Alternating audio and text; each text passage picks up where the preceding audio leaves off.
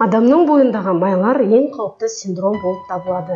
Әсіресе ер адамдарда кеудесі мен жамбасынан гөрі іш құрылысы аймағында майлар көбірек жиналады. Бұл майларды дистералды майлар деп атайды. Дистералды майлардың қауіптілігі адам организміндегі түрлі ауруларға себепші болады. Атеросклероз, инфаркт, инсульт ауруларының белең алуы, түрлі канцерогендер арқылы рак ауруларын тудыртады. Лептин гормондары тестостеронның мөлшерін азайтып, ер адамдарды әйел адамға айналдыра бастайды. Бұл жағдайлардың алдын алу немесе мүлде болдырмау тек ашылу процесі арқылы ғана жүзеге асады. Ашылудың ең оңтайлы әдісі сумен ашылу болып табылады. Сумен ашылу барысында адам артық майлармен қоса бойындағы ескі жиналып қалған қалдықтардан оңай тазаратын болады. Сумен ашылудың пайдасы туралы толығырақ ақпаратты Пайда KZ каналынан біле аласыздар.